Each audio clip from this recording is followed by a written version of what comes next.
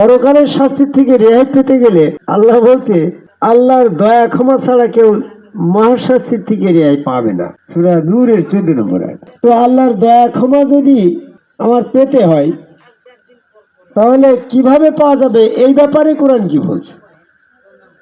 আমরা যদি মনে করি যে জনবল এদিকে আসে,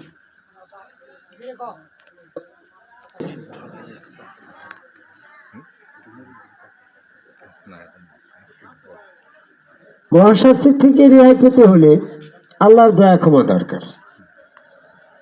অনেকেই বলে যে ইবাদত বন্দিগি করব, নেকির পাল্লা ভারী করব, নেকির পাল্লা ভারী হলে আমলনামার ডান হাতে, হাসতে হাসতে জান্নাতে। আমি কোরআন গবেষণা করে দেখলাম যার্রা যার্রা পরিমাণ তোমার কর্মের ফল লিপিবদ্ধ হওয়ার পরেও দুনিয়াতে এত বেশি পাপের দিকে মানুষ ঝুঁকে পড়ে যে নেকির পাল্লা নেকি যারা যারা পরিমাণ লিপিবদ্ধ হওয়ার পরেও পাপের পাল্লাটাই ভারী হয়ে যায়।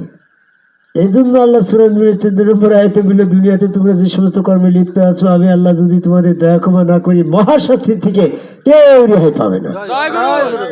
তাহলে এখন আমাদের ইবাদত বন্দিগিতে পাল্লা না করে তার বিপরীতে যে 27 গুণ সওয়াবের আশা ভরসা না করে আল্লাহ পাকের দয়া ক্ষমা সন্ধান করাই দরকার নাকি গো?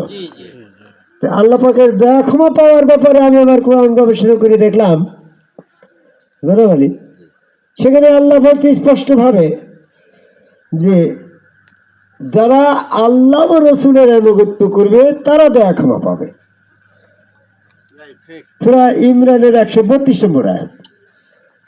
হয়তো বলবেন হাসিবুল চিশতি তুমি এত দয়া ক্ষমার কথা বলছো, তার আয়াত নম্বর থাকতে হবে, তো এই জন্য আয়াত নম্বরটা বললাম। আয়াত নম্বরটা আমি বেশি মুখস্থ করি বলে গর্ব করার জন্য বলছি না, যদি তোমার মনে সন্দেহ দূর হয়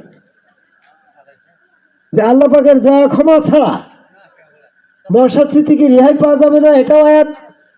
আবার আল্লাহ পাকের দয়া কারা কারা পাবে আর পাবে না সেক্ষেত্রেও আয়াতে বলছে, সূরা ইমরানের 132 নম্বর আয়াতে বলছে যারা আল্লাহ ও রসুলের আনুগত্য করবে তারাই আল্লাহ পাকের দয়া ক্ষমা পাবে। তাহলে এখন আমার আল্লাহ ও রসুলের আনুগত্য, তাহলে প্রথমে আমার আল্লাহর আনুগত্য দরকার।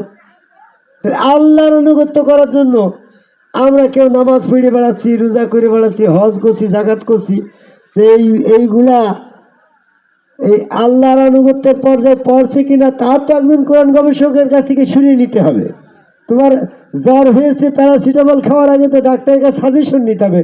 যদি ওই জ্বর মনে করো তোমার যদি এই কি জ্বর বলে যে প্যারাসিটামল খেলে আবার সমস্যা হয়ে যায়, এতে তোমার এই আল্লাহর আনুগত্য কোনটা করলে হবে এই ব্যাপারে তাহলে একজন গবেষক, কোরআনের গবেষকের কাছ থেকে তো জেনে নিতে হবে যে আল্লাহর আনুগত্য কি জিনিস আর কিভাবে হয়। আমি কোরআন গবেষণা করে দেখলাম, একজনকে প্রশ্ন করলাম, বলছে তুমি কি আল্লাহর আনুগত্য করো? তো বলছে হ্যাঁ করি। কিভাবে করো? বলে আমি সালাত, জাকাত, রোজা ইত্যাদি যত রকমের আল্লাহর হুকুম আছে সব হুকুম পালন করে আল্লাহর আনুগত্য করি। তা বললাম যে এই ব্যাপারে কোরআনের কোনো আয়াত আছে নাকি তুমি সালাত জাকাত আদায় করলেই আল্লাহর আনুগত্য করা হয়ে যাবে, এরকম আয়াতটা থাকা লাগবে? কোরআন মোতাবেক যারা বিধান দেয় না তারা জালেম ফাসেক কাফের। তুমি যে বললে সালাত জাকাত আল্লাহর আনুগত্যের পর্যায়ে পড়ে, ব্যাপারে তো কোরআন থাকা লাগবে। বলছি বলেন কি আপনি, তাহলে সালাত জাকাত কি কোরআনে এই আল্লাহর আনুগত্যের ভিতরে পড়ে না? বলছে না।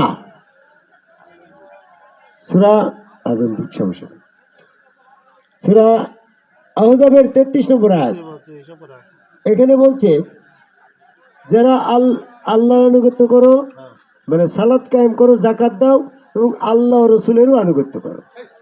তাহলে সালাতের কাজ, জাকাতের কাজ, আল্লাহর আনুগত্য, রসুলের আনুগত্য, এটা আর একটা কাজ। তাহলে আমাদেরকে সালাত জাকাতের পরেও আল্লাহর আনুগত্য করা লাগছে। তাহলে নামাজ, রোজা, হজ, জাকাত, আল্লাহর হুকুম, এগুলা যদি একটাও আল্লাহর আনুগত্যের ভিতরে গণ্য না হয় তাহলে আল্লাহর আনুগত্যের ব্যাপারটা তো কোরআন স্পষ্টভাবে বলে দেওয়া লাগবে। সেই ব্যাপারে কোরআন গবেষক হাসিবুল আপনার কাছে আমাদের কথা সেটা প্রশ্ন করি, সেটা কি? আমি সূরা নিসার 80 নম্বর আয়াত দেখলাম যে মান আতিউর রাসূল ফাকাদ আতিউল্লাহ, যে ব্যক্তি রসুলের আনুগত্য করলো সেটা আল্লাহর হয়ে গেল। সূরা ইমরানের 31 নম্বর আয়াতে বলছে যে রসুলের আল্লাহর ভালোবাসলে রসুলের। সূরা নাবার 39 নম্বর আয়াতে বলছে আল্লাহর ঠিকানা করো। সূরা আল ফজর 10 নম্বর আয়াতে বলছে আল্লাহর ঠিকানা হচ্ছে রসুল। তাহলে আল্লাহর আনুগত্য করতে হলে লাগছে রসুল। এখন রসুলের আনুগত্য করতে লাগছে কি? রসুলের ব্যাপারে আনুগত্য করতে হলে বর্তমান রসুলের লাগবে। নবী মুহাম্মদ সাল্লাল্লাহু আলাইহি সাল্লাম উনি নবী, ওনার আনুগত্য করা যাচ্ছে না। নবী মুহাম্মদ সাল্লাল্লাহু আলাইহি সাল্লাম ওনার নবী, উনি যে নবী, ওনার আনুগত্য করা সম্ভব নয়। এই ব্যাপারে কোরআনে কি আয়াত আছে? আয়াতটা দেখো। যদি আজান হচ্ছে না গো, আচ্ছা তাহলে আজানের পরই কথা বলি।